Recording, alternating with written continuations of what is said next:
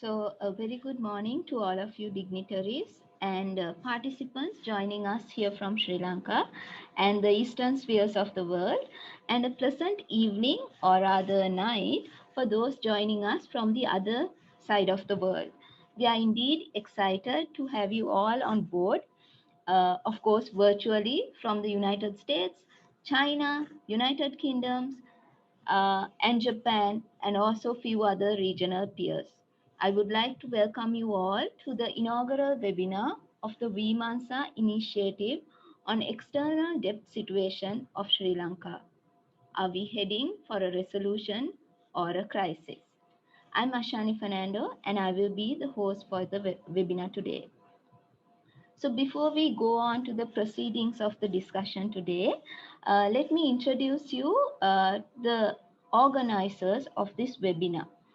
The Vimansa Initiative is a Sri Lanka-based policy development and advocacy group that is focused on promoting a dialogue on sustainable and inclusive development. So it's a non-partisan body of socially concerned scholars and professionals. So of course, it encourages diverse views and ideologies. So what does Vimansa initiative actually do, right? So they undertake collaborative research on development issues, mainly confronting Sri Lanka and also other countries in the Asia Pacific region. They also provide advisory services, policy advisory services in particular, in different areas, right, including inclusive sustainable development, promotion of FDI in this region, and also social protection systems for vulnerable communities. So in fact, you might have been updated on these in recent press releases and so on. Future programs that are planned uh, are of a series of dialogues of contemporary issues. So for example, the Port City project, sustainable energy development, and many other activities are formed ahead. So you may visit their website to find out more of what is planned and also to find out how you could get involved in this dialogue. So the main purpose of the Vimansa initiative is profoundly to provide a platform for diverse views, right? And of course, to challenge the orthodoxy. So this will create awareness and open possibilities for dialogues of diverse policy options. So there's no one way to any question. So with that note, without further delay, I will introduce to you the eminent resource personas for today's discussion on the external debt situation in Sri Lanka. An anticipated challenge for 2021. We have large debt repayments nearing. We had rating agencies downgrading Sri Lanka's sovereign debt ratings. Global banks are underweighing their position on Sri Lanka. Meanwhile, the Central Bank of Sri Lanka is assuring the confidence to manage the situation. Are we heading for a resolution or a crisis? We believe that this discussion will lay the foundation to many more fruitful dialogues ahead. So with that short background to Vimansa, I would like to introduce you the keynote speaker, the moderator, and the panelists for today's discussion. It is with great honor that I introduce the keynote speaker. As you all know, is the Central Bank Governor, Deshamanya Professor W.D. Lakshman. Professor Lakshman's doctoral studies were at the University of Oxford. He has a 43-year-long academic career, of which 25 years were as a professor and a senior professor. Professor Lakshman was granted the title of Emeritus Professor, and it was mainly for his excellence in academic career and also in recognition for his excellent services towards national development. He was honored with the title of Deshamanya in the year 2005. Professor Lakshman is not only an academic, but a world-renowned professional who has chaired numerous national-level councils, committees in various occasions. Today, he has reached the pinnacle of his professional career to become the 15th governor of the Central Bank of Sri Lanka. We are also privileged to have Senior Professor Sirumal Abeyratne as the moderator for the discussion. Professor Abeyratne is currently the head of the Department of Economics at the University of Colombo, and he also serves as the chairman of the Monetary Policy Consultative Committee of the Central Bank of Sri Lanka. He has served as a researcher and a consultant in several international organizations, local and international research institutes, government institutes, and corporate sector organizations in Sri Lanka. So I know this is taking a bit too long, but let me also briefly give you an introduction to the panelists for today. Of course, they are all well-known professionals in diverse domains. Sir Sumanasiru Liyanage was a former lecturer of the political economy at the University of Peradeniya. He was also the former dean at the Faculty of Management and Finance at the Sanassa campus. He is a well-known political analyst and a senior consultant. His studies mainly focused on heterodox economics, social movements, nationalism, and economic crisis. Then we have Dr. Nishan Dimel, the second panelist. He is an economist with extensive academic, policy, and private sector experience. He had sat on multiple presidential task forces in Sri Lanka, playing an instrumental role in designing policies specifically on health sector reform and social security. And finally, we have Dr. Ravi Liyanage, currently working as the chairman or the CEO of Raigam Group, one of the leading foods manufacturing and distribution companies in Sri Lanka. He also has an outstanding early career as an entrepreneur, winning several national awards at several or various occasions. So I believe you are now as excited as I am and looking forward to hearing from them. And I'm not going to keep you waiting any longer. So I humbly invite our moderator, Professor Abeyratne, to take over the webinar from now on. Over to you, sir. Sir Lakshman, the chief guest, and panelists, and ladies and gentlemen, still the camera is closed, but I will say a few words. And before I invite Professor Lakshman, in fact, this is the launching pad, as Ashani mentioned, for Vimansa initiative, and also it's a launching pad with a timely issue to be discussed. And we know that Sri Lanka entered into this commercial borrowings in 2007, as I remember, and this is 2020, and that was the economy was hit by a COVID-19 pandemic as well.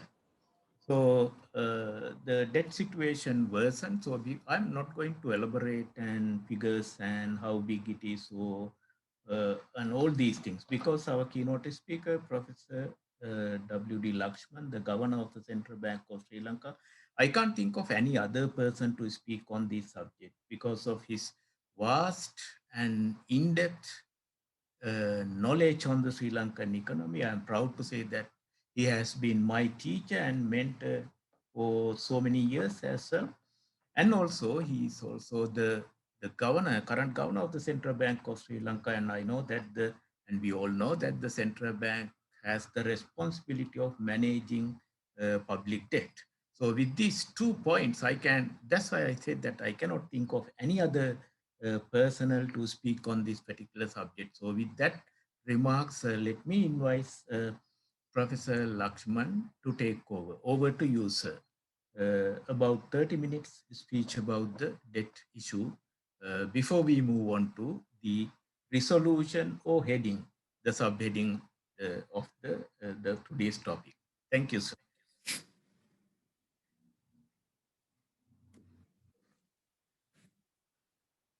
So let me thank you very much for the introductions given about me. Thanks, Vimansa Initiative, for inviting me to help you commencing your academic activities, research activities, and seminar activities. I will speak to you about the external debt situation in Sri Lanka, our route to resolution. Not your title you can have for the discussion. My presentation would be our route to resolution.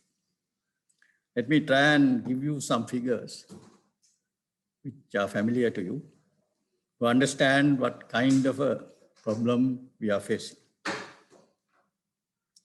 We had to pay back as a principal and interest on external debt sum of US dollars 4,321 million in year 2020. In 2021, the total external debt service payments amount to US dollars 3,709 million. You might question why I am giving a number different from the number which has been cited in the past by the central bank itself. If that question is raised, I will take an additional time and explain later. Of this 3,709 million, already US dollars 1,103 million has been repaid in January, February of this year. During the rest of the year,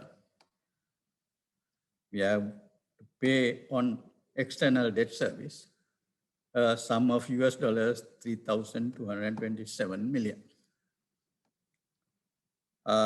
Gross official reserves in the country in US dollar millions was in 2019 December 7,642 and 2020 December 5,665 and 2021 January 4,815.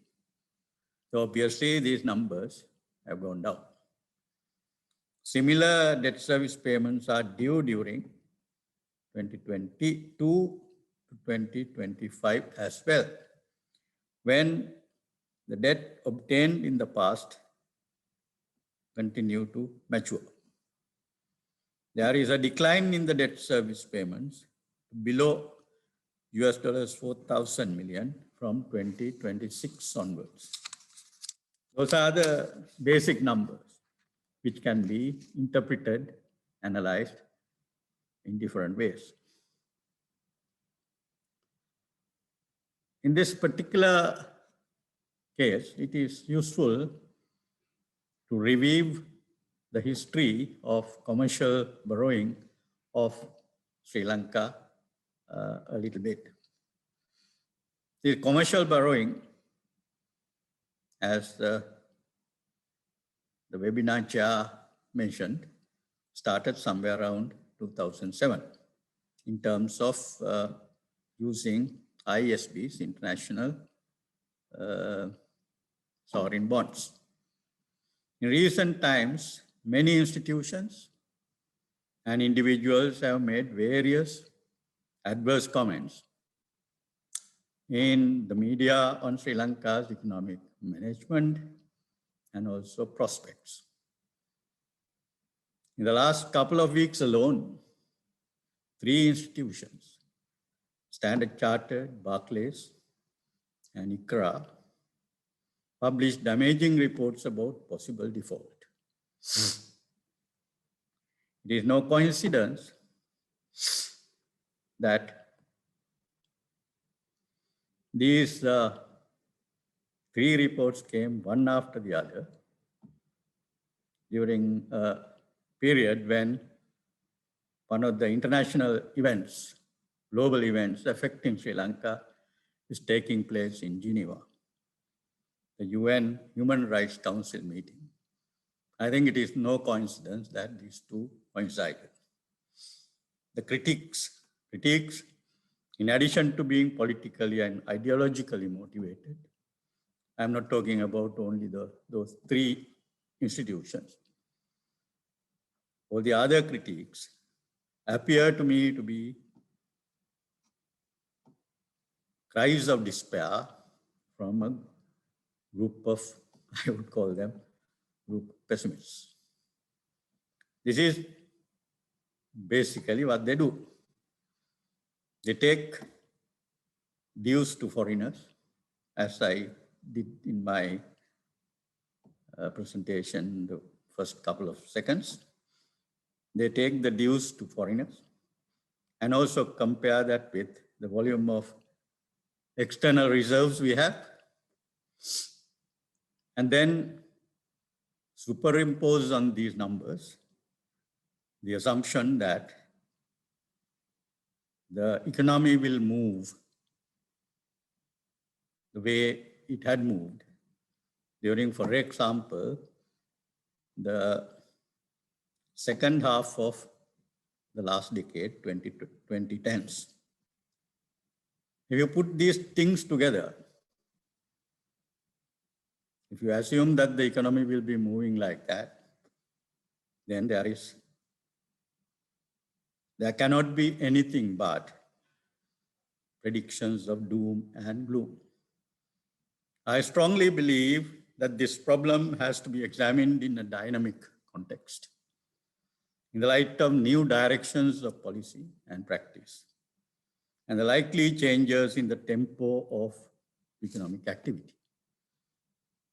COVID-19 pandemic and its wide-ranging impacts have urged all of us to rethink our economic strategies. In the past,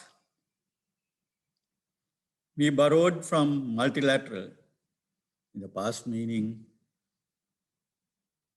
before, say, 2005 or so, we have borrowed from multilateral agencies generally, initially on concessional terms, very concessional terms.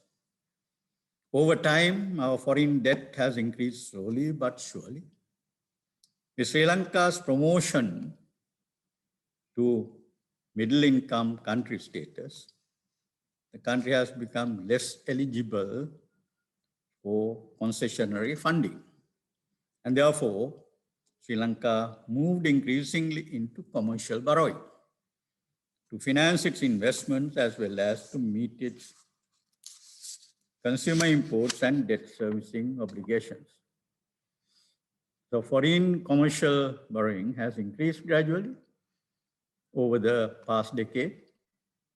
If anyone is interested, I have the numbers here with me. There is no time to examine those numbers in any great detail.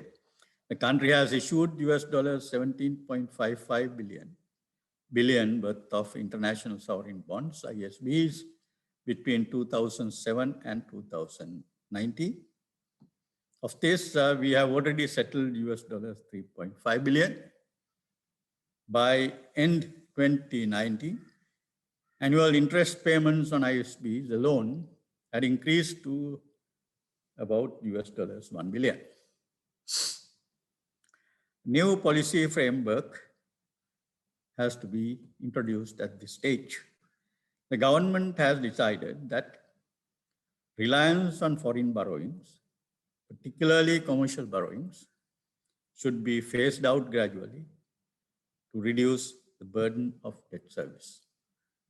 Government is of the view that the country's development projects should be domestically oriented, both in terms of the implementing parties involved and the lending institutions wherever possible. The necessity of adopting such a policy has become very important in the current conditions of the global financial markets after the outbreak of COVID-19 pandemic. Particularly for Sri Lanka, the prospects of external financing have been adversely affected by this risk aversion and volatility found in global financial markets. Despite these challenges and predictions by many parties who project doomsday scenarios, the country continues with its unblemished record in debt servicing, both internally and externally, of around US dollars 3.7 billion to repay in external debt in 2021. We have paid the considerable chunk so far already in the first 2 months of the year. One of the large chunks of the debt service schedule of 2021 is the ISB repayment of US dollars 1 billion in one of the chunks of the debt service schedule of 2021 is the ISP repayment of US dollars 1 billion coming in the next July 2021. We are confident that not only this ISB payment, but also all other external as well as domestic debt obligations would be met punctually. Funds are being saved through various mechanisms for this purpose. Since around the middle of this month, we have been purchasing in the exchange market about US dollars millions, 10 millions roughly per day on average. Ours is an alternative approach to address this debt issue. One of the main objectives of this alternative approach is to reduce foreign debt as much as possible. The medium-term objective being reduction of foreign to domestic ratio in total public debt from the current 43 to 57, from that level to 33 to 67. So about one third of the foreign, one third of the total debt to be foreign. This could have been done during the second half of the 2010s. Instead, foreign debt volume was allowed to increase from US dollars 24.6 billion in 2015 to US dollars 34.7 billion in 2020. Now is the time to bring down foreign to domestic ratio of total public debt and gradually take the country out of the debt trap. This will no doubt require some austerity in terms of mostly cutting down non-essential consumer imports and of course, systematic effort in enhancing all forms of foreign currency inflows.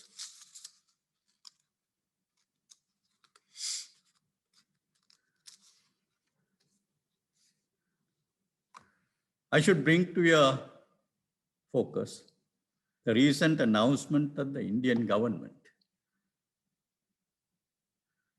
about their achieving net creditor status, having accumulated reserves up to US dollars 590 billion. I can also remember how Japan, after the war, having taken loans extensively, particularly from the World Bank, for their post-war reconstruction, had paid up the very last installment of their dues to the World Bank. My recollection is that happened during the latter half of the 1960s. Japan, too, at that stage, announced proudly that it has become a creditor nation in that year. Let me briefly review our history in this respect. No one goes into this kind of historical data, but I like to do that. In 1948-49, having started our independent economic policy making with a surplus of dollars in reserve, we were in a net creditor position. And in fact, we agreed with Britain, our colonial master before 48. We agreed with them not to spend in the period of dollars shortage, not to unnecessarily spend our reserves on imports in order to help them. In any case, this was a period we started with the dollar surplus period, net creditor position. We have enjoyed similar conditions in 1950-51, 1954-55. Now we have come to this plight with totally unsubstantiated predictions of debt unsustainability. Leave out the confusing jargon, merely predictions of sovereign insolvency, coming from numerous financial analysts from here as well as abroad. But those who are making these forecasts want, either directly or indirectly, is to push Sri Lanka to seek IMF involvement again in our economic policy making.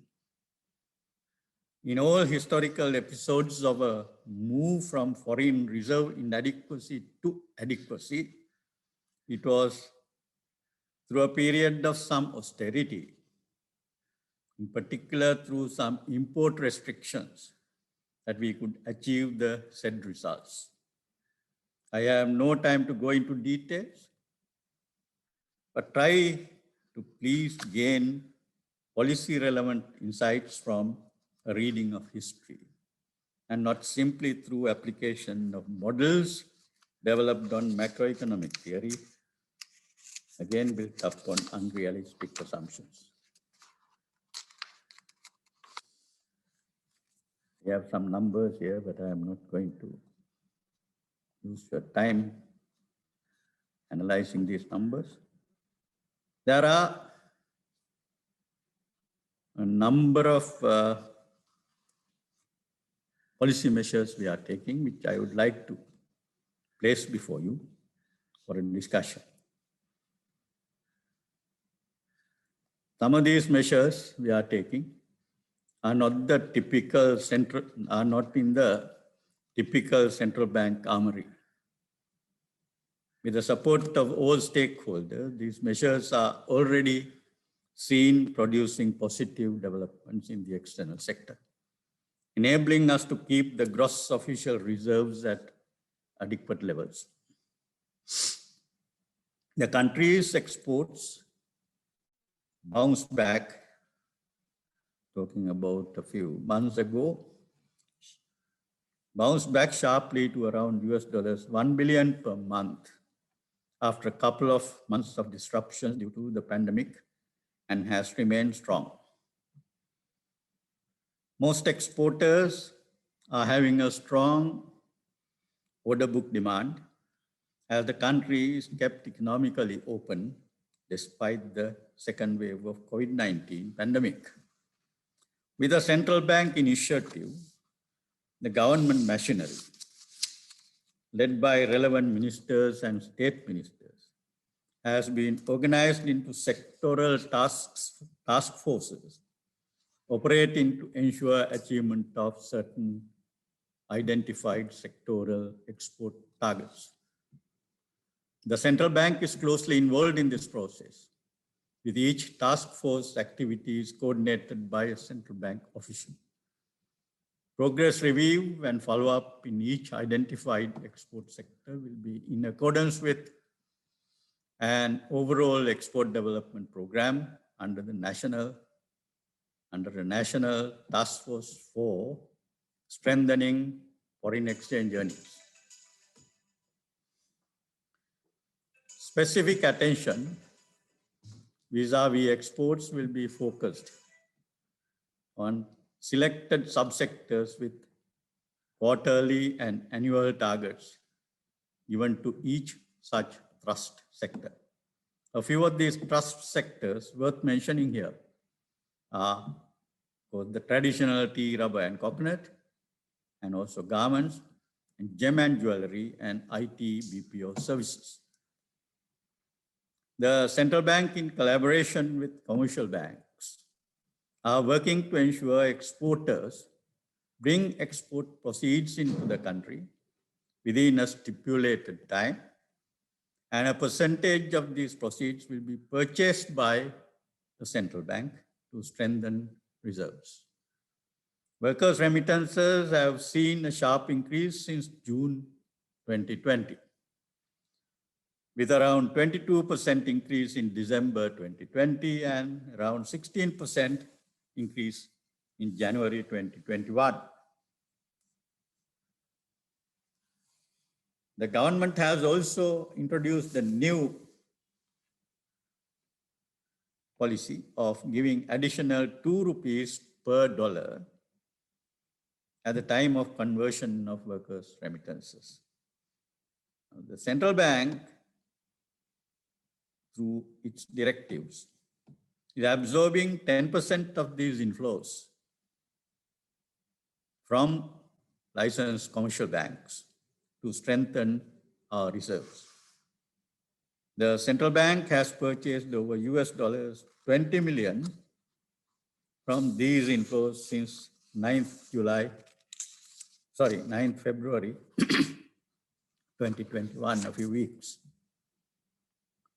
We are expecting a gradual increase in tourist earnings in 2021, strengthening current account improvements further. And the progress made in vaccination against COVID-19 would stand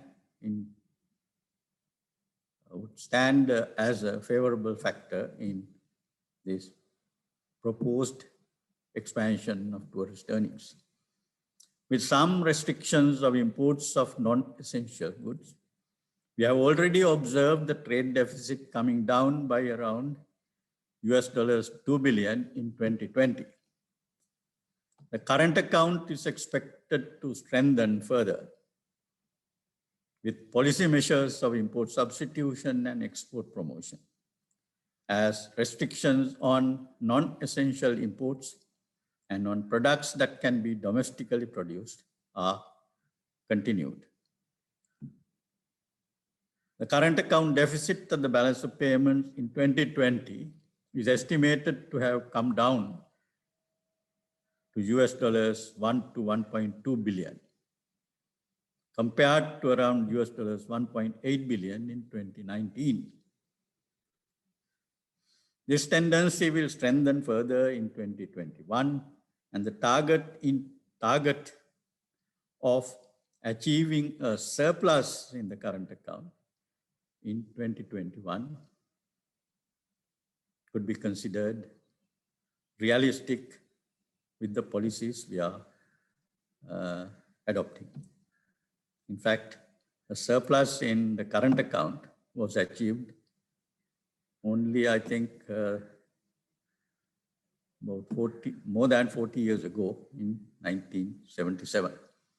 Not because liberalization introduced in 1977, but because of the earlier period of austerity adopted by the 1970-75 government. The export of services of port and airport related services will contribute strongly to foreign exchange earnings, with the expected increase in global transportation following the gradual subsiding of the pandemic. These inflows to the current account will be complemented with expected inflows of foreign direct investments and foreign investments on the capital account of the balance of payments. with fast track of legislation process of the Colombo Port City development and the development of the Hambantota industrial zone, we are looking at a healthy flow of FDI to the country from mid-21 onwards.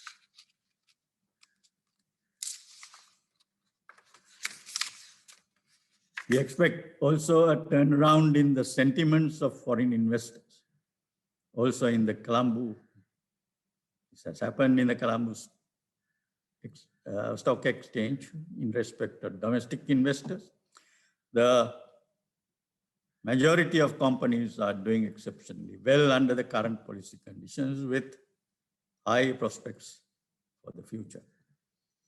The central bank's engagement in the sectors mentioned in collaboration with government agencies will be complemented and supported by the traditional monetary policy actions carried out with an overall growth orientation with the usual care about avoiding inflation. The government and the central bank are also coordinating together to ensure that adequate foreign financing is available to meet debt service payments if needed. Action will be taken to strengthen gross reserves if necessary through actively pursuing to secure financial inflows to support this non-debt creating foreign exchange I have so far been talking about. Active negotiations are ongoing with a number of bilateral and multilateral lending institutions and overseas central banks and governments of foreign countries. We are expecting some of these ongoing negotiations to materialize within a matter of few weeks. To summarize, the government has expressed the need of developing a medium to long-term alternative policy approach to manage the country's economy on a sustainable growth path in the coming years. Export growth is given high priority, and we are already seeing positive developments out of these policy changes. The government has created a conducive environment for investment through tax reforms as well as legislative reforms, thereby making Sri Lanka a destination of promise for investment, domestic and foreign alike. The central bank has complemented these efforts by maintaining a low interest and a high liquidity environment, given the low inflation conditions. The central bank and the government will continue to pursue a coordinated growth-oriented approach in steering the economy through these challenging times. To support this initiative, the financial markets will become proactive, maximizing funding sources for growth-oriented endeavors of the public as well as the private sectors. Implementation of these structural reforms, along with the picking up of government revenues and rationalization of government expenditures, should ensure sustainability and successful management of public debt in the period ahead. In conclusion, the Central Bank of Sri Lanka affirms to all foreign stakeholders who have put faith in Sri Lanka continuously over the past several years that Sri Lanka remains committed to meet its debt obligations as it has done impeccably in the past. And it has the ability to do so. I stress, the country has the ability to do so in the future. Let me point out that the government has honored all its liabilities in spite of the continued adverse speculation by many of an impending doomsday. Central Bank wishes to reiterate that Sri Lanka will engage with all investment and development partners and implement the envisaged measures to ensure the continuous servicing of the country's external debt service obligations, to build up reserves through non-debt creating inflows. The justification for trying to achieve dominance of domestic component over foreign component of public debt is that for a sovereign country with powers over currency issue, used carefully with reasonable limits, within reasonable limits, there cannot be any debt default. When we mention this, there are the critiques coming saying that the central bank is adopting the modern monetary theory prescriptions. Now, these ideas are not restricted to so-called modern monetary theory. These were ideas which were debated even centuries ago. Anyone who is aware of the history of development of the economic science or the political economy know that. So don't restrict this to one particular group of writers. What we are trying to do is, within limits, provided inflation is not being affected, use the powers that a sovereign country has, use that power to provide the resources for debt relief, domestic debt relief, as long as it is necessary. In Sri Lanka today, conditions of production remains at less than the country's potential. Demand-led inflation possibilities therefore remain weak. Indeed, over the last several years, production remained less than potential, and monetary authorities have therefore found substantial possibilities of monetary expansion.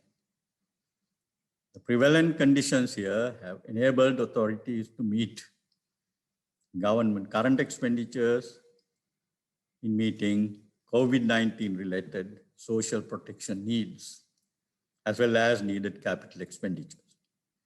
In fact, empirical work carried out in a number of countries. Even in Sri Lanka, I can remember some years ago, has failed to establish a direct relationship between changes in money supply and in the price level. Yet we have to be careful about the price situation, inflation situation.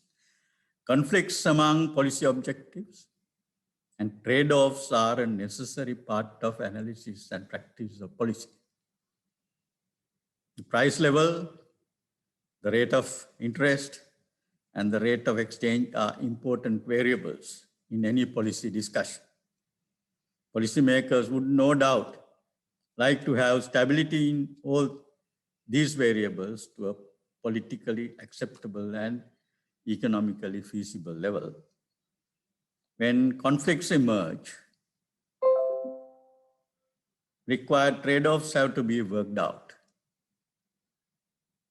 It is good to remember that many countries have succeeded in achieving reasonable stability in domestic and external economic variables while pursuing a policy of economic growth during the time from the 1950s to the early 1970s, globally speaking. I am referring to the so-called golden age of capitalism. With that, let me conclude my presentation. I will be around to take up any questions that may arise. Thank you very much for the invitation. I would be listening, eagerly waiting to listen to my friends in the panel, as well as the chair, about their what comment they are having to make on this presentation as well as on the general economic policy scene today. Thank you. Thank you, sir, for the wonderful speech. And also you categorically mentioned that why the central bank is so confident and you are so confident about relieving the burden and not only paying the foreign debt this year, but also reducing the debt burden in the medium term through your the alternative approach that you spell out. And we have a large number of questions and some of them are for you also, but I have the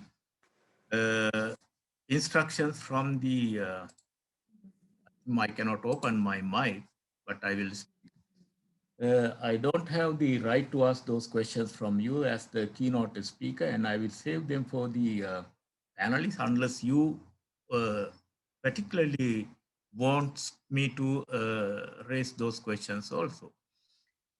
With that note, I want to thank you, Professor Lakshman, and we move on to the panel. And in fact, I want to introduce some of these questions to the panel. If you know the answers. Now, Professor Lakshman mentioned about the alternative approach and the medium term or short term import controls are some aspects of integral part of this alternative approach also. So there's a question that how do we meet our interim needs, import-based interim needs for consumption as well as for production. And another question is about the fiscal gap. And both these questions were raised by our good friend, former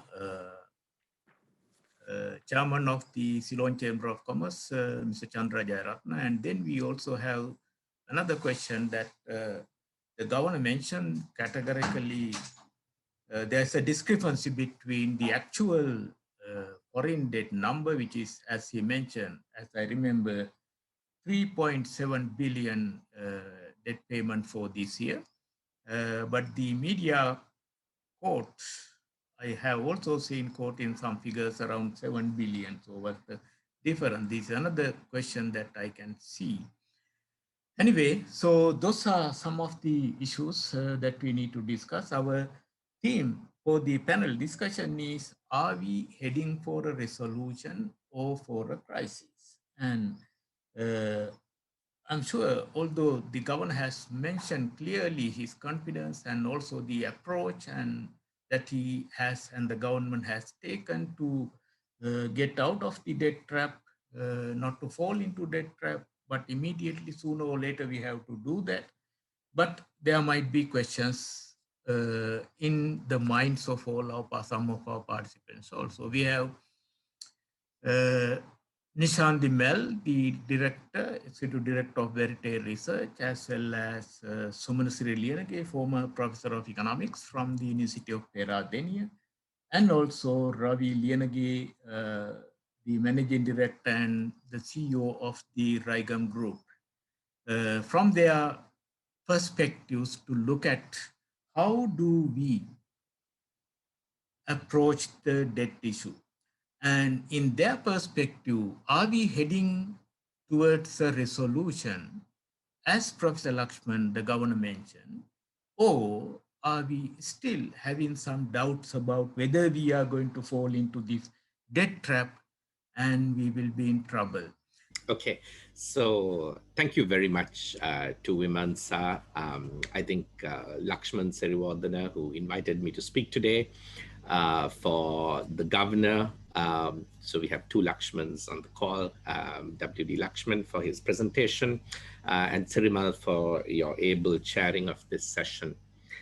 I don't have a fixed prepared comments because I really was very keen to hear what the governor presented and to respond to the presentation of the governor, which is what I hope to do. But let me make some preliminary remarks about how we have seen the debt problem in Sri Lanka. And then I will talk about how the central bank itself has seen the debt problem in Sri Lanka.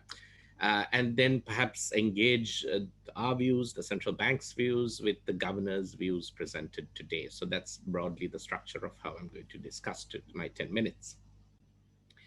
I think, you've heard me say in various forums that in our analysis, and this is really the way that debt is analyzed today globally, that we worry less about the ratio of debt to GDP, because we have seen countries stabilize their debt at very high levels of debt to GDP. We really worry a lot more about the way in which debt to GDP grows, and especially and that's often based on the cost of debt, not the quantity of debt. So really debt becomes manageable even at high levels of debt to GDP if the cost of debt is very low, as it is, say, for Japan, for the US, countries like that. And this has been a serious concern for Sri Lanka.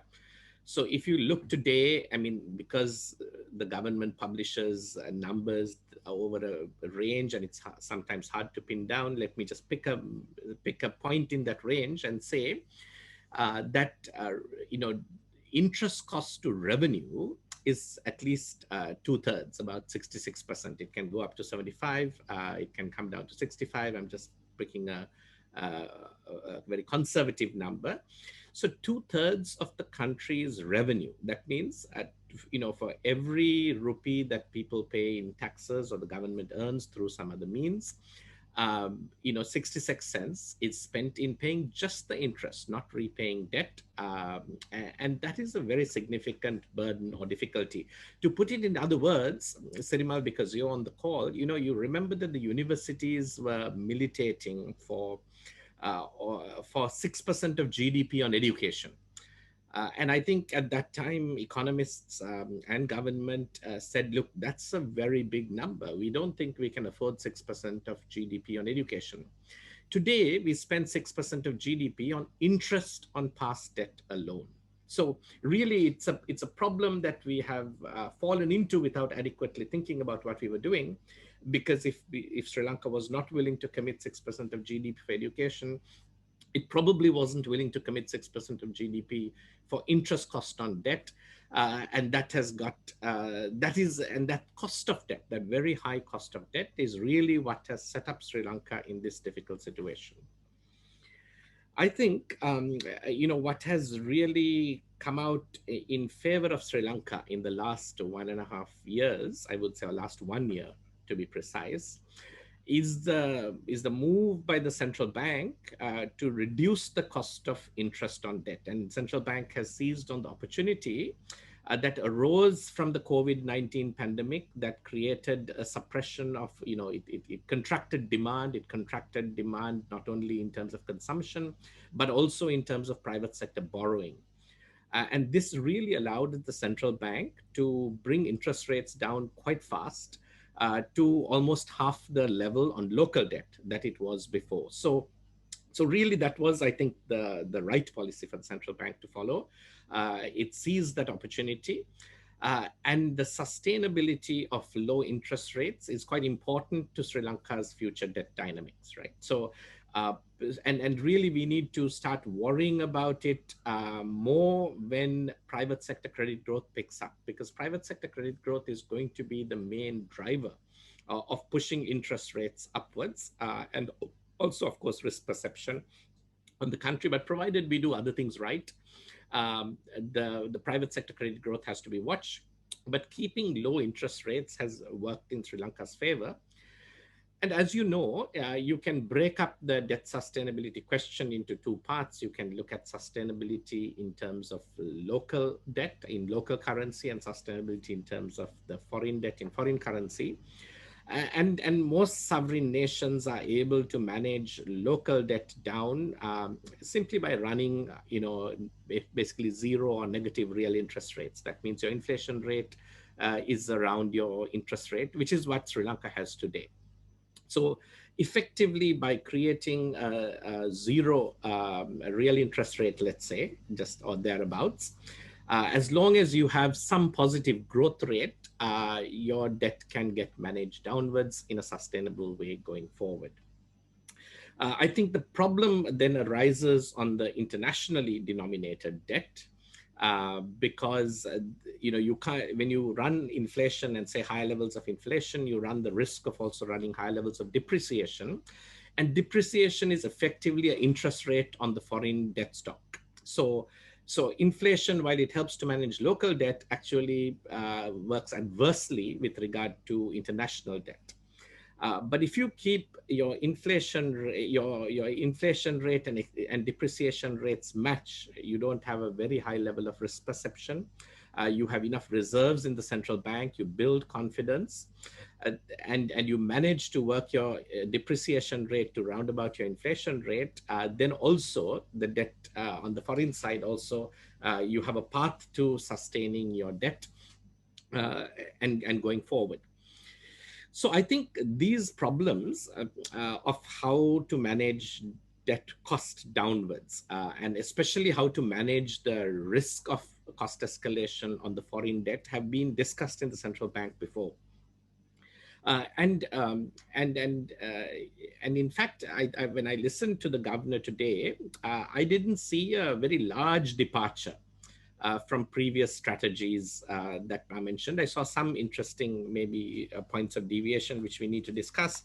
So, if you go back to the medium-term debt management strategy that the central bank published in 2019, it sets out its objectives very clearly to prevent, I will read from sort of some parts, there are many objectives set out, and some critical objectives were to prevent an excessive concentration of redemption payments. So actually the law was changed to enable the government and central bank to collect up money to smoothen debt payments rather than have to borrow at the time of payment, and also to minimize any type of rollover risk and refinancing risk.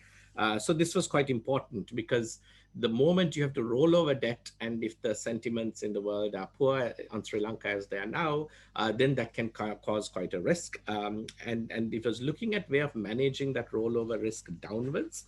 And there were a couple of ways in which the central bank, in the medium-term debt management strategy set out in 2019, approached that problem. So it identifies, actually, if you look at page 19, that the key debt portfolio risks for Sri Lanka, foreign exchange and rollover risks. I think that still is true. And especially for the foreign denominated debt, the strategic objectives are therefore to reduce the exposure of foreign debt and reduce rollover risks of the portfolio. So that was the strategy. And the two ways to do it is to increase the average time to maturity on the foreign debt, for the debt, so that you don't have to roll over them quickly, and also to reduce the percentage of foreign debt in the country as a ratio. It had gone up to 54%, and the central bank was looking to bring that down. So one of the strategies that the central bank looked at when you read this document was to look at the marginal debt. That means the new debt that you take every year, to bring that down to 35% on foreign debt, right? From what it was at that time was 48.8. Now, I heard the governor say today that the central bank had a goal of getting 33% on foreign debt. But I thought I heard him say 33% of the total, not 33% of marginal debt.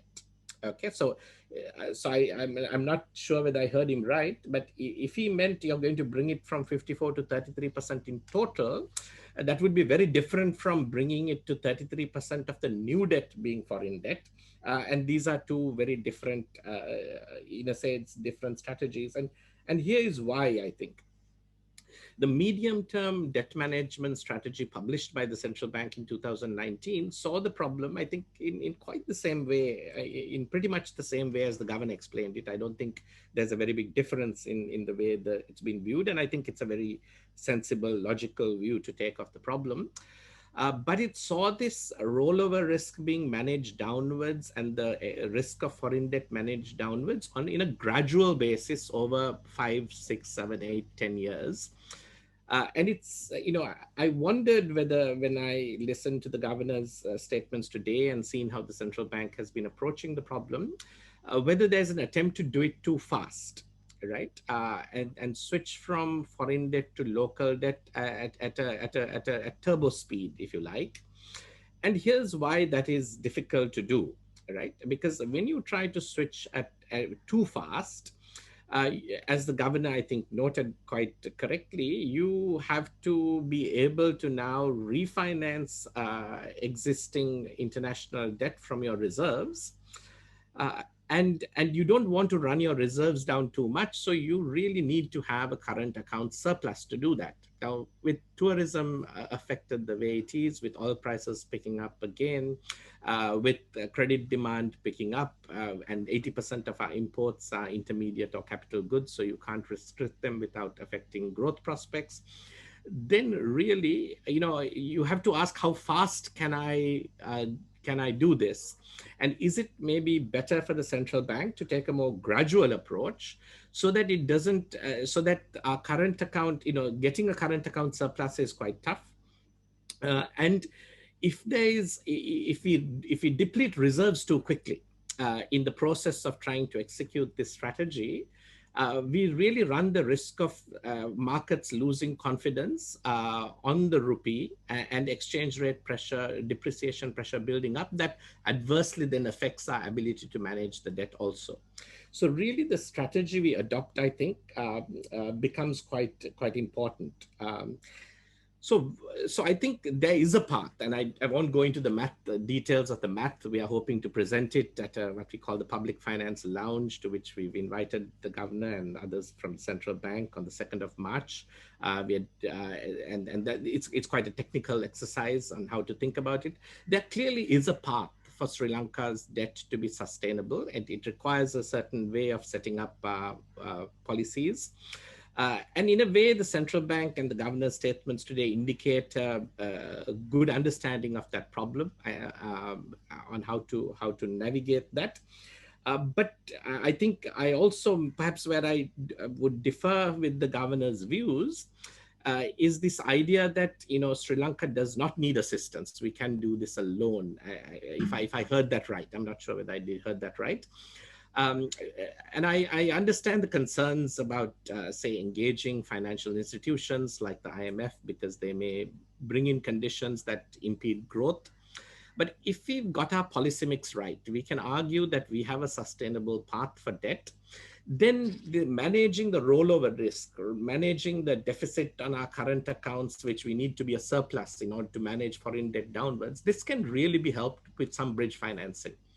And it can help build confidence when the reserves are high. And I think this is not an option that we should reject on ideological terms, but be very pragmatic about how Sri Lanka can get the best deal for itself, and best manage its debt ratio, cost of debt down, and enter a path of sustainability for debt. So I think that I was actually glad to hear the governor's statements. He also talked about non-debt creating inflows, which are part of the solution. And I thought there was a lot of continuity in what the governor said from the medium-term macroeconomic framework or debt management strategy that was published in 2019.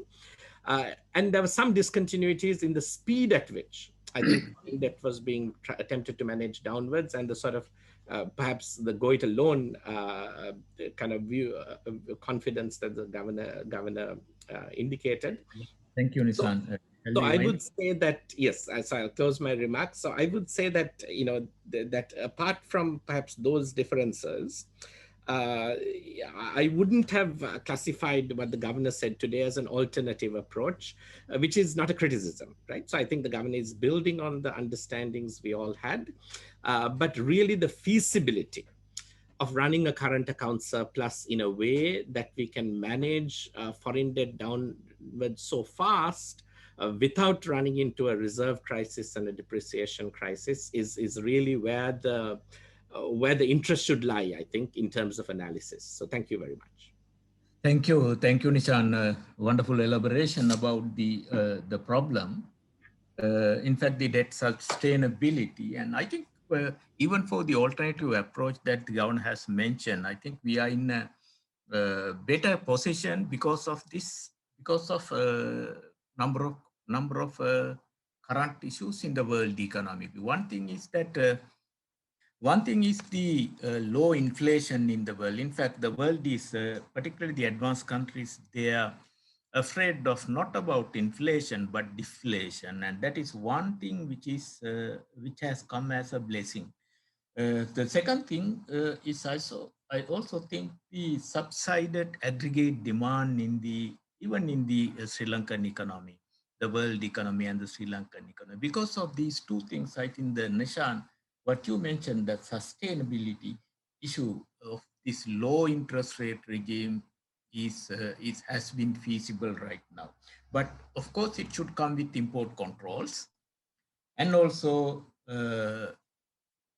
without private credit expansion. When there is inflationary pressure is building up in the economy, and when there is private credit expansion is taking place, and it's really going to be a question that how do we maintain low interest rate. Srimal, I want to make a very quick response to you and to the Yeah. two questions you asked. I think Yeah. that if we maintain import controls purely for the sake of preventing the erosion of reserves, simply because we don't have bridge financing, that's not an optimal policy response, because we have to look at imports, we have to look at everything in terms of growth. If Yes, 80% of our imports are capital goods and intermediate goods, then if we restrict those, we are going to affect growth. If I think, as you say, we try to restrict, we have to ask whether private sector credit growth is creating a bubble or it is investment related, growth related. I don't think it is wise to restrict growth related initiatives. And I think that's the governor's point, that they don't think, central bank doesn't think it's wise even to stop the government spending if it's growth related. But it's very important to know that the deficit is fueling growth, not consumption. So as long as you can get a growth related, government expenditure, and you don't curtail other growth related initiatives, whether it is in the private sector or whether it is in trade, because growth is fundamental to this debt sustainability problem. You really grow yourself out of debt, because the faster you grow, the lower the debt burden becomes as a percentage of your GDP. So I think that the trade restrictions on trade should only be seen from a growth perspective, not a reserve perspective, because the reserve perspective can be managed in other ways without being in an undue hurry. I think, to reduce the foreign exchange component. Thank So you, that's my Nishan. point to your two questions. Yeah. Thank you. And as you mentioned, the 6% asking that 6% for education, at that time, I remember the government revenue was 12% of GDP. And we were asking, not I mean, those who were in that moment, they were asking half of that for education, which was not a possibility even at that time. And now revenue is lower at 10%. Yes. Yes. Professor Lakshan, I talked to the governor as well, and then he's also willing to take up some of the questions, and that depends on actually his availability after these two remarks, and also how long our two panelists take for their presentations. And we have scheduled the time as 10 minutes for each one. Now I'd like to call Mr. Suman Siri Lienage. Are you there, sir? Over to you. 10 minutes now, it is 11:17, so 11:27 we will expect. Okay, thanks Srimal, and thank you for, Yeah, I can think you hear me? it has to be, yeah, I think, yes, we can see you. Yeah.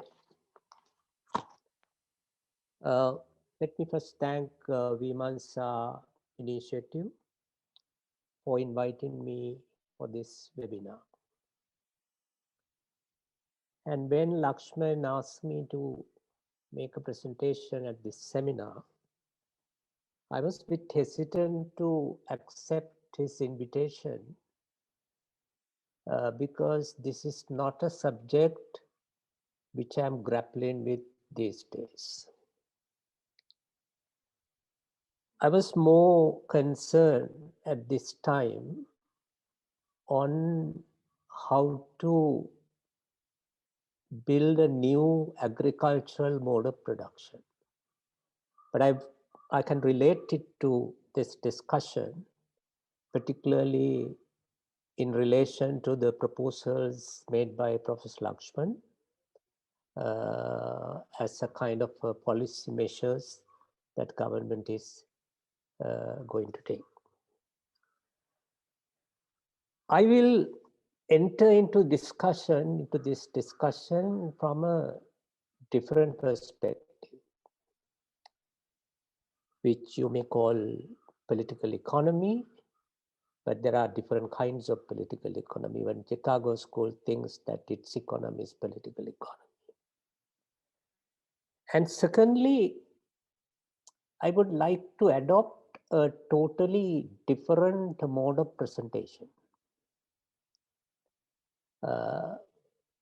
Yeah, partly because I was not so much conversant with the data, but now I have so many data which I written down from Professor Lakshman's talk. But the mode of presentation that I'm trying to adopt is, which is partly related to my conclusions, is kind of using two books. So I'm reviewing those two books I would like to enter into this discussion. The two books which I would like to review briefly, the first is written by an anthropologist very famous who died recently, David Graeber. He wrote a book called Debt First 5,000 Years, kind of a history of the book. I recommend, even I suggested everyone to read at least the last 3 chapters of the book. The second book is Jerome Roos, another economist from London University, Why Not Default? The Political Economy of Sovereign Debt. My principal conclusion here is the question that we discuss whether we are going to default or not. Then I think that's this is not economic issue. This is an ideological issue. So unless we address that question, it's very difficult to deal with the issue of foreign debt. I do remember when I read Graeber's book,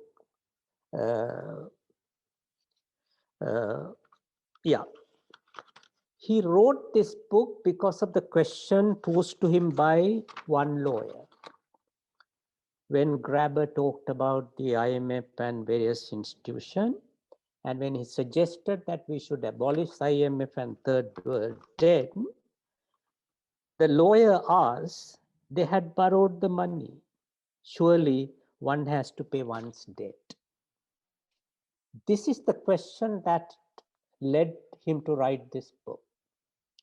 I had the same experience about a year ago when I went to Ibagamua for a farmers meeting. The famous Ibagamua monk who took the leadership against privatizing that prospecting in Ibagamua. And when he asked the question, now there is a big, because newspapers said, as Professor Lakshman said, $4.9 billion has to be paid as foreign. So when that question asked, I said we should not pay. Then even that Hamudulu, he was surprised to get that my reply, because he himself thinks when we get a loan, we should pay. I think this ideological problem we have to face, because this was not, if you go back to the history of economic thought, that's not the question. The history of thought in earlier period, even in the early 19th century, people thought creditors were bad and debtors were good. Because creditors were just rich, ignorant, and debtors were poor but industrious and innovative. That was the situation. But this has been reversed now. creditors are good, debtors are bad. I think that's a very strong ideological problem that is sort of linked up with this question. And the question also we have to ask is, why this problem? As Professor Lakshmi very correctly said, this was not a problem in 1948. Even some people now going to suggest we should, in fact, well, not in the same way, abolish the central bank and go for a currency board system, because that gives more kind of control of our economy by the others. So Graeber said, this question of debt, especially foreign debt, arises, or rather arose in the late 1970s, from the late 1970s, not in from Sri Lanka, but to all the global northern countries. So therefore, I think we must look at this debt problem with that historical, theoretical perspective. And we try to sort of dispel this ideological grab, ideological coloring of the problem in order to really understand the question. When it comes to this issue, when it is when we dispel this ideological thing, then we can come to the question how we are going to deal with that.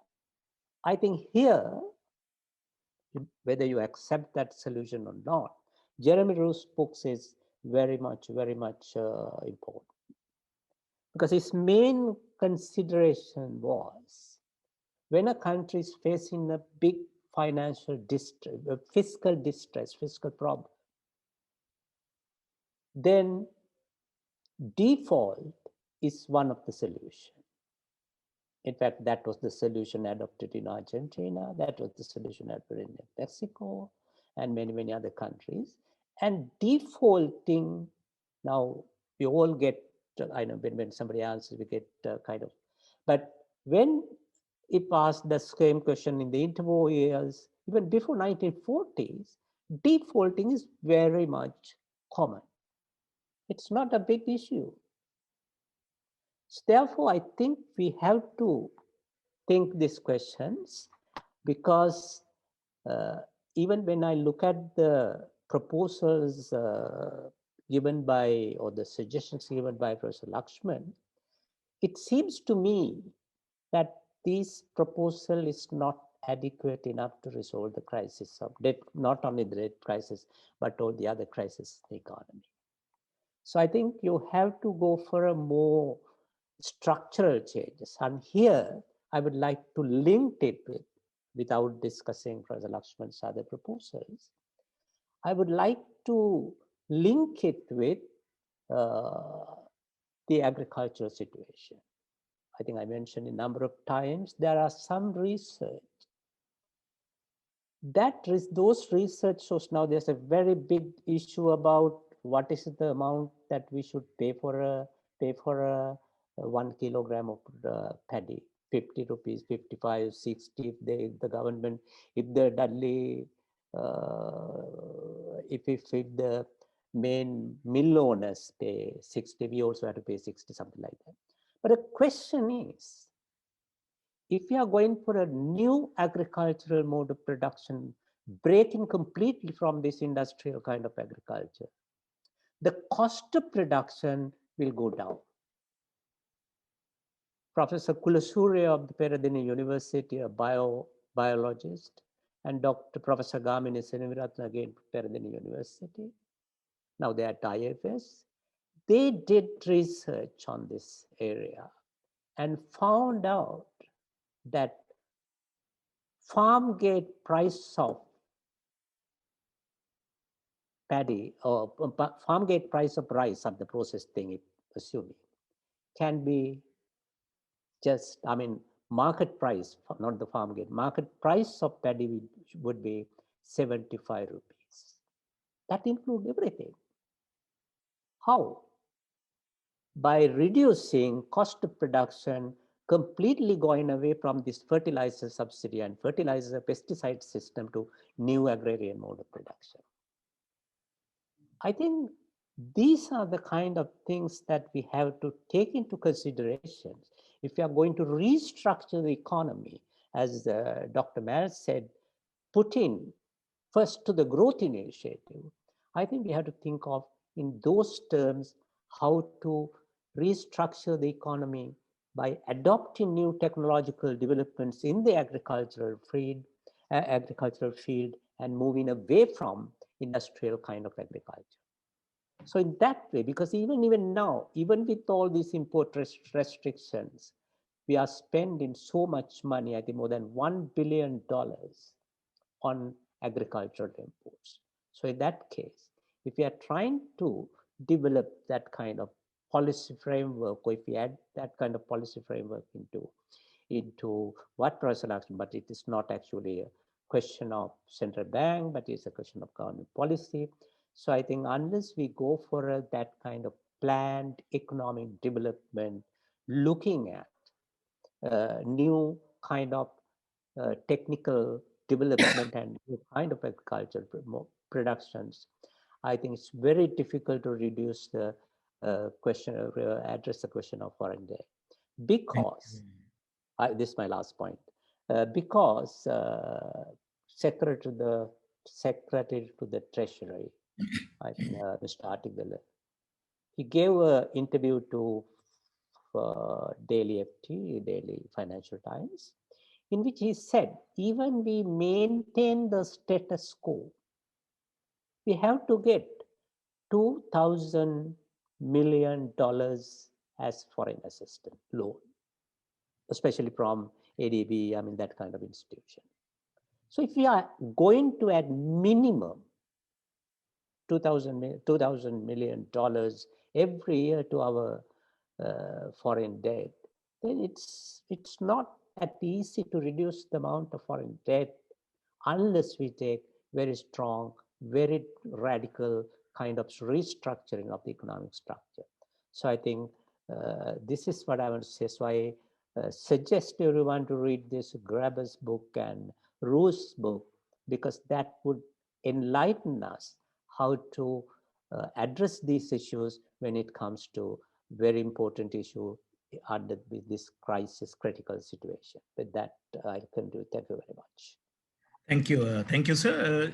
Your point, what I like about your point is actually you go beyond short-term and medium-term to long-term solutions, and I think that's a very important suggestion.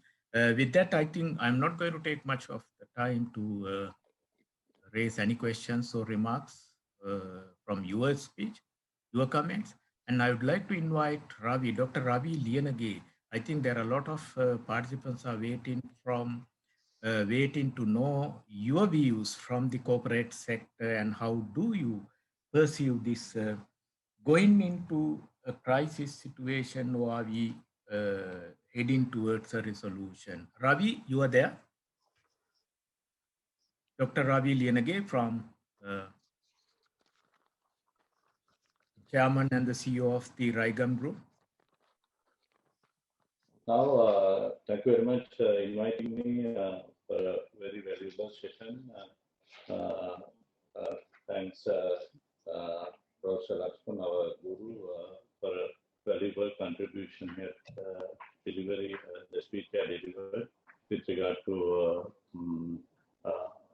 the economic situation. As local entrepreneurs, we are happy to hear, and we have some adverse comment from various angles of the society and social stakeholders about the country's debt situation and the debt repayment, and whether we are going for a resolution of the crisis. That is not in this forum. Everywhere, that was one of the areas that had been in the discussion and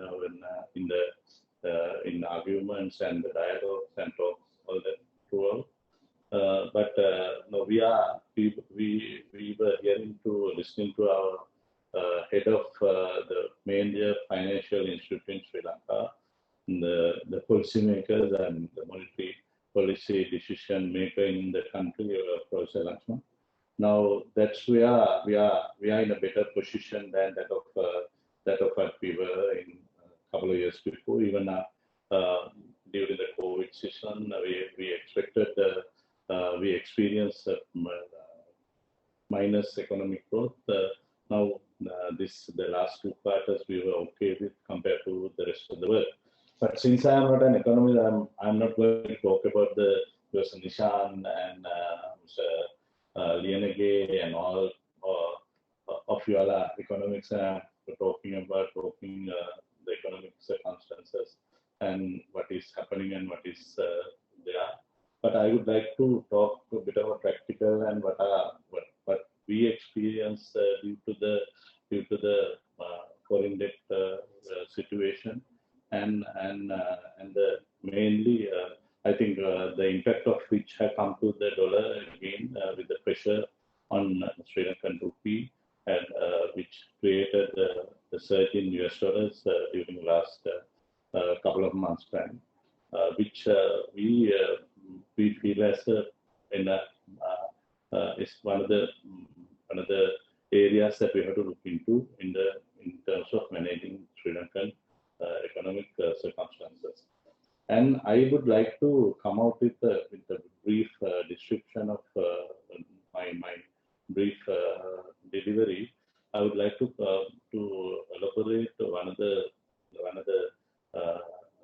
sayings that saving foreign exchange equals earning foreign exchange. But during the talks now, even Professor Lakshman's speech and even Nishan and Shulyange and everyone, we are talking about as to how we grow the local exports and even the foreign remittance in order to address the foreign exchange, the debt and our foreign reserves to develop the foreign reserves. And so thereby we will be able to cater and service the loan repayment, not only loan repayment and import requirement and whatever we need foreign exchange to countries' benefits. Now, I am sad to tell and declare now there are lots of ways and means of getting save the foreign exchange. I don't say that the exports are not needed, that required, but save the foreign exchange by way of producing, reducing the imports and preserving the foreign exchange by way of making local production. Now, what I would like to elaborate one of the examples is one of my personal experience, personal in the sense my company's experience. My memory goes back to year 2007, the time the country was importing one third of the total national requirement of salt from India. It's mainly from India, 95. Some of the variants came from Thailand and China as well, but mainly from India. But that time, when you compare the total national, the reserves and other foreign exchange requirement, that might be a very small and a minute amount, maybe a percentage or 0.%. But the time, no one was bothered, and people were starting. They started talking about what is this salt, what is the amount. Now you're paying about 2, 3, maybe $1 or less for even less than $0.50 for a metric ton. What is the purpose of you being getting involved to that and involved with that, and what is the very reason of paying an attention? But ultimately, what we did was the Honorable President. I'm not going to nominate a name, but not nominating. I mean, mention any name, but Honorable Mahinda Rajapaksa was the president at that time. We were just started our salt industry. I just went there and spoke to the president and told him, no, we have an issue. The time was, the war is nearing an end. Now the areas where the right areas of Sri Lanka is very suitable for some salt manufacturing have been in captivation of the LTTE, and why not we release some lands for us to develop that to salt and in Sri Lanka and to come out of the shame that we are importing salt having the country surrounded by the sea. But what we did was, the President accepted and it gave necessary instructions to authorities And what we did was we started Sultans. Now after the Britishers, I'm proud to say that we have developed 4,000 acres of Sultans all over the island, Trincomalee, Putlam, and Hambantota. Not only us, even cottage industries and other mid-sized industries in Mana, Putlam, various areas or arid areas of the country they started developing Sultans. Now, I'm proud to say that we are self-sufficient. Now, we experienced bad rains during the last couple of years in Sri Lanka, but we managed to serve the national need of salt, which is essential, and in economics, we say most essential, an inelastic item, the item in the inelastic demand, and we were managed to cater the national demand. So that is a very simple example I'm taking. But only question is whether this had again as a result of the peripheral benefits of the salt industry is booming up. We managed to in the industry that delivered about 11,000 to 12,000 direct and indirect employment, and not only that, the saving lots of foreign exchange, and again it had gone to value-added industries in Sri Lanka. But what my question as an entrepreneur, sir, I'm telling you, whether the same attention what I have given, I'm proud to be a trendsetter of the particular industry to transform into a import based economy in salt, and we were self-sufficient, and we have a required quantity to export. One thing, unfortunately, we don't have export market. We can't fight with India and our subcontinent. The cost of production is very low. But government, the initiative the government taken at that time is to release the land in one hand. The other is to give us the tariff benefit. That was at that time an ad valorem rate were in place. That is about 30% or something like that. I can't exactly remember the duty rate. And we have been given a very impressive rate of special commodity levy, which protect the industry locally. And again, there was a severe issue faced by a prawn farming industry. The most of the prawn farms in Putlam and Mana area were abandoned, but those prawn farming areas adjacent to lagoons and sea being converted to Sultan, and especially those who are gone into a very bad debt position, they couldn't repay their dating loan installment and all, and they have almost gone bankrupt. Those who are the farmers, of prawn farmers, those days in 1990s and early 2000, and they are converted their salt prawn farms into Sultans, and they made their way forward and we became successful. Now, this is a kind of initiatives that we are expecting for a government to take place, and we are mainly focusing only on export. That is a sad part of it, and the very least attention being initiatives and attention be given to the import based or import substitutes industries in Sri Lanka. Then, if you can, if you are paying attention to the foreign exchange earnings, and even foreigner, people are all they have started blaming the foreign employment, the employees who are working abroad, especially skilled and unskilled workers. There are sayings and there are talks going on not to send them, but we know about $7 billion US dollars every year. You are getting a remittance, but you don't say that you are not going to stop them, and not only not to encourage export, but only thing, the import substitution, whether there's a big question, and as a dilemma, whether they are being given proper attention. Now, how many award ceremonies in Sri Lanka to promote exporters? How many initiatives taken by the government to give the waivers and give tax benefits, tax holidays to the exporters? Now, how many of them are there for importers? I'm sad to say it's nothing. But there are plenty of industries. For example, I have many examples. One is I'm not going to mention brand names, that is hair dye industry. We started, I mean, this all imported hair dyes to Sri Lanka. That is, though you say that is hair dye is a small industry, it is about 200 million market a month. It's about 2.4 billion a year, all imported. But we have taken initiatives under the brand of Ravan.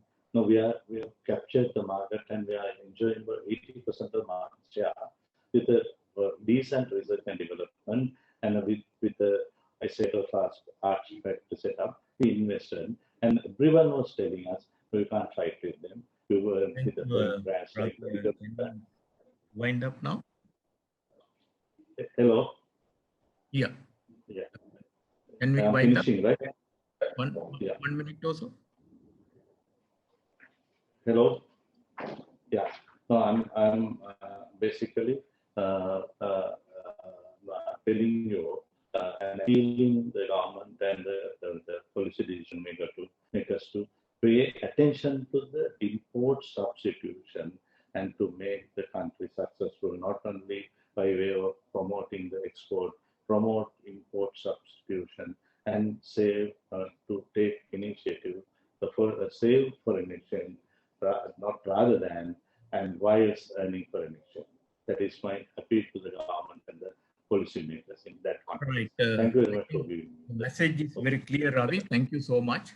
He raised an important question for which I expect some answers from Nishan as well as from Mrs. Melfi, probably later, not now.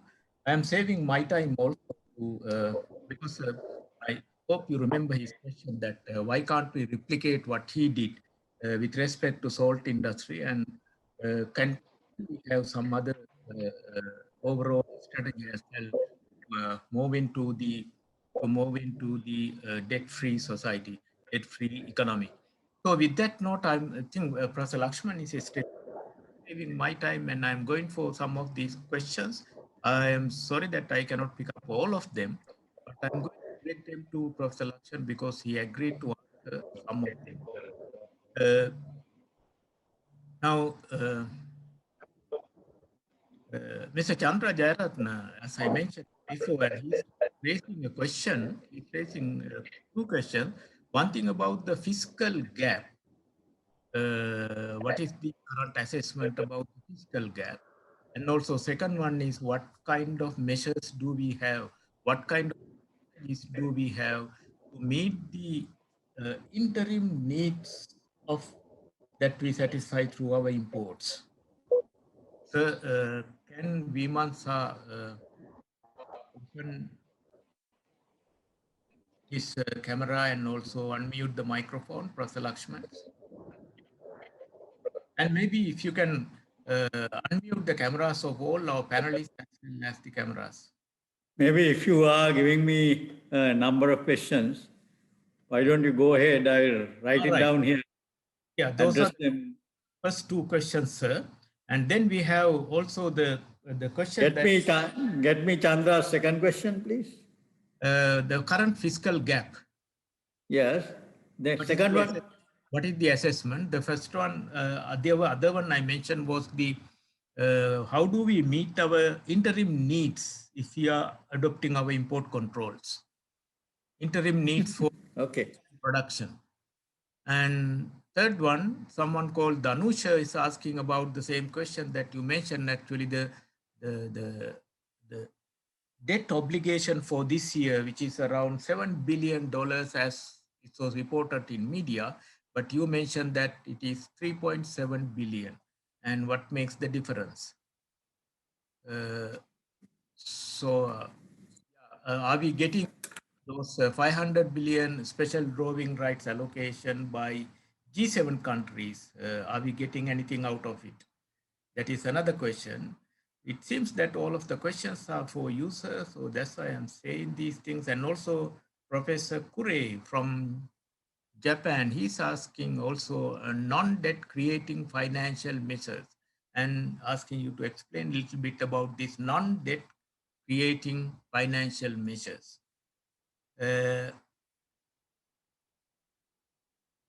Right. Then we also have some other some other questions. One of them is the government has 5 sources of funds: grants, taxes, non-taxes, loans, and money printing. And what is the focus of the government in the short term and medium term out of 5? That is, I hope it is Mr. Gajendran.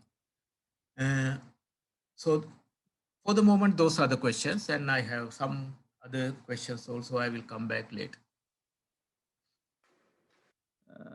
Also, there were issues raised by Nishan as well as Sumanasiri.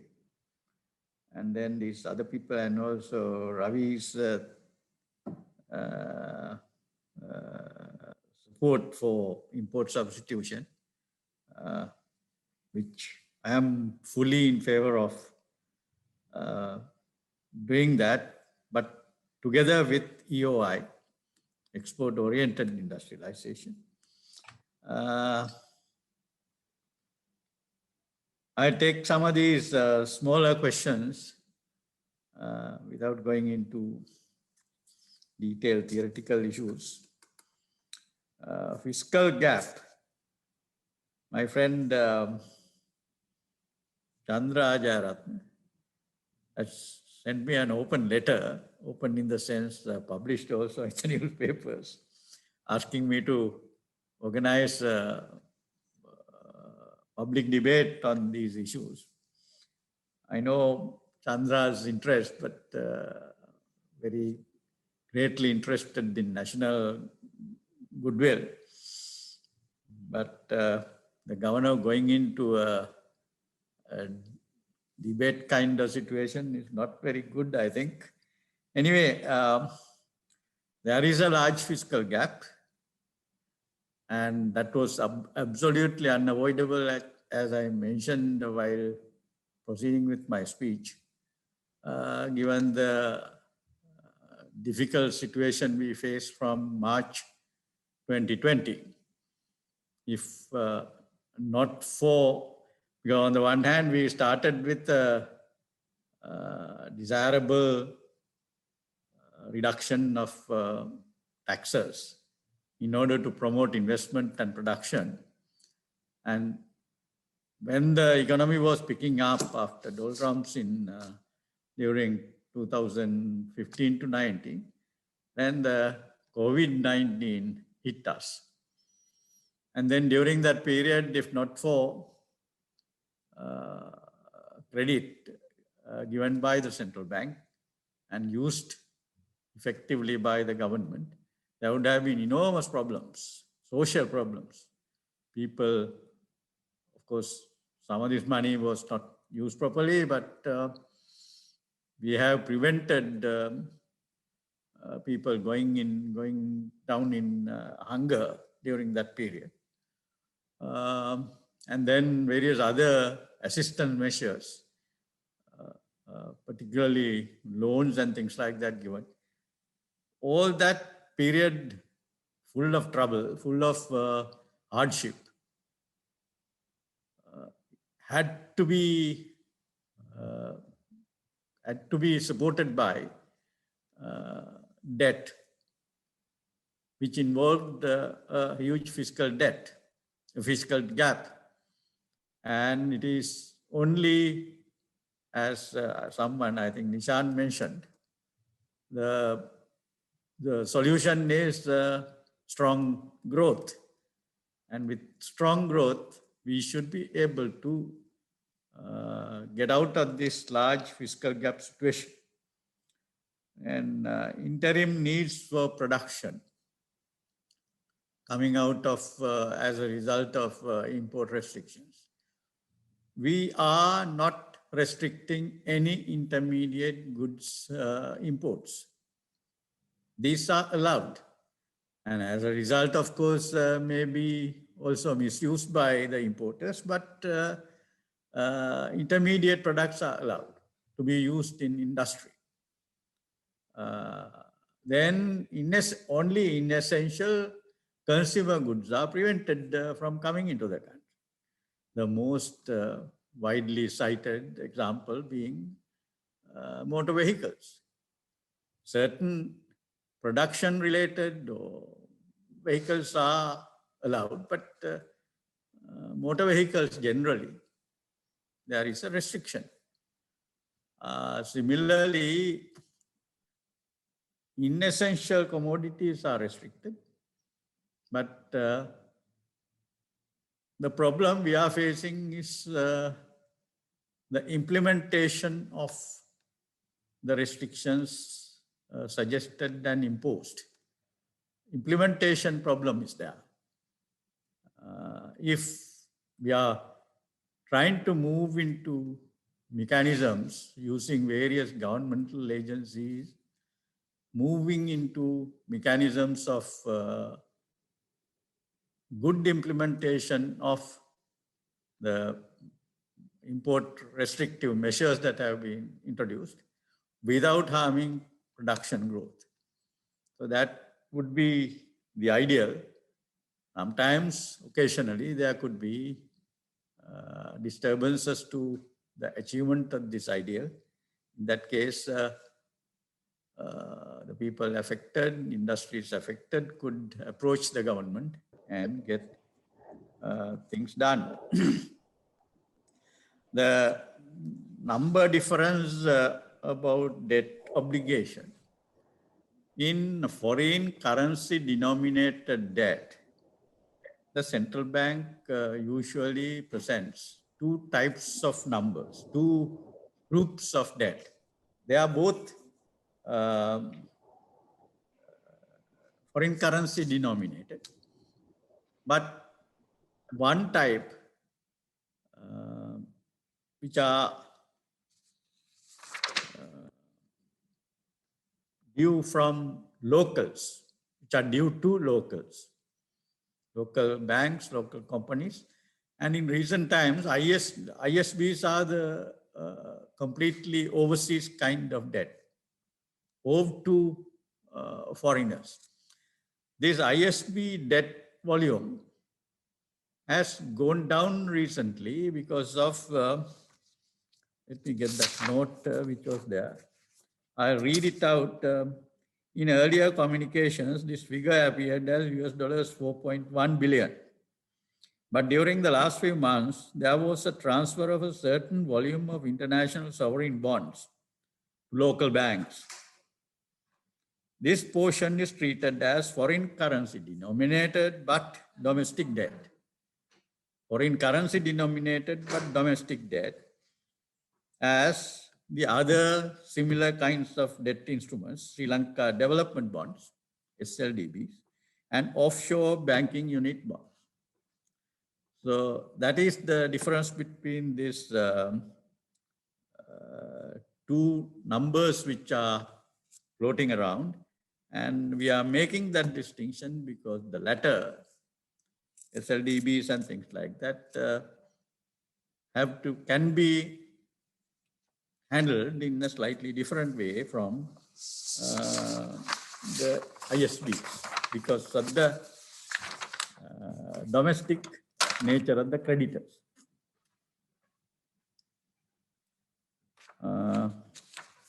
There were my good friend Kure asking me questions from Japan. I think what we are talking about as non-debt creating measures is quite clear. But he had also added to this non-debt creating financial measures. Yeah, I have explained the non-debt creating measures we are adopting in terms of export promotional measures and also remittance type of measures, service export measures. But these non-debt creating, whether there are any non-debt creating financial measures, unless you put investments into that category, investments brought in the country by private individuals or companies, that would be not as a loan to the government, but for their investment purposes. For example, anyone living abroad can open up accounts here, ISB, I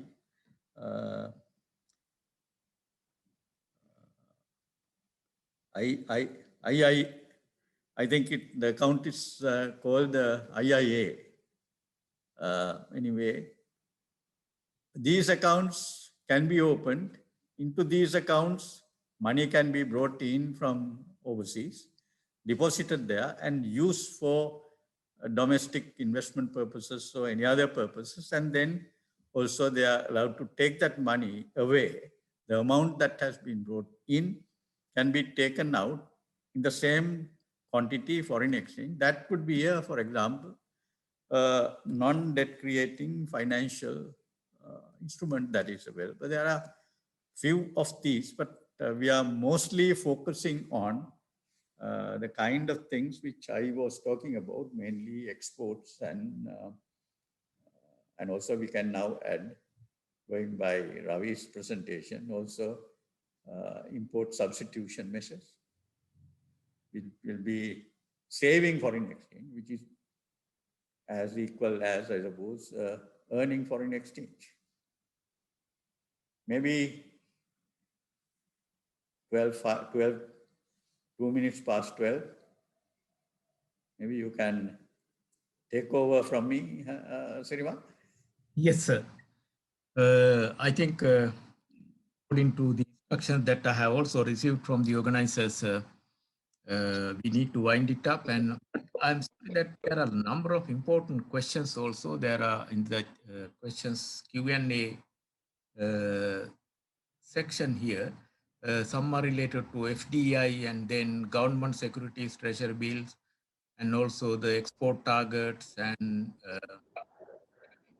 remittance targets and all these things. But unfortunately, we don't have time to go through, even to invite our panelists to answer this question. I'm also sacrificing the time given to me to wind up and to bring about my perspectives on the issue. So that winding up all these things, let me ask Ashani to take over to you, Ashani. Thank you, sir.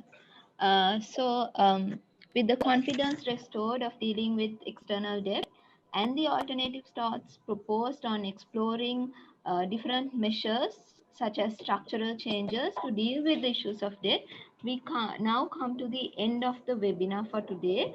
So I cordially invite the Managing Director of Vimansa Initiative, Mr. Lakshman Sirivardhana, to deliver the closing remarks.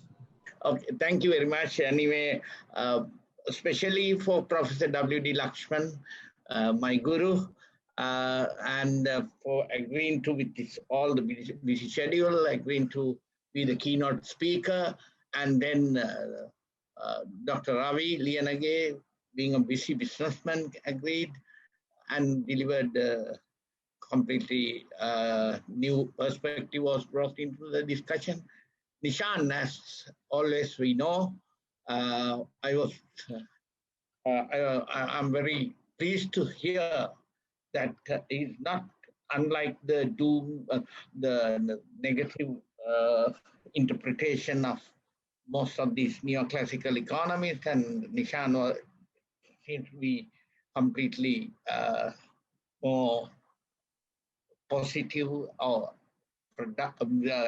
approach towards the presentation. And finally, but very importantly, again, one of my teachers, Mr. Sumanasiri Liyanage, came out with a whole new concepts, ideologically different, and some things that are not currently very much in circulation. When I was a student at Peradeniya, these were very commonly discussed, and dialogue was very useful to all of us at that time. Anyway, after days of my very good friend from Colombo and particularly London, negativity was what was being fed to my mind. And today I'm very pleased that we have hope for Sri Lanka in addressing the debt situation which was created by successive governments. Therefore, let me finally say thank you very much. Let's be focusing on our next about 4 or 5 topics that we are going to have similar discussions. Please help us in continuing that. Professor Sirimal Aberatna is the one who really driven this discussion and even guided me in the process of doing my very first webinar, launching webinar. Thank you, sir. Okay, and let's have a good day. Bye. Thank you, sir. So thank you very much for everyone who joined us at the inaugural session of VMansa initiative. I hope you will continue to join us in future events as well to create an unconventional intellectual dialogue on contemporary development issues.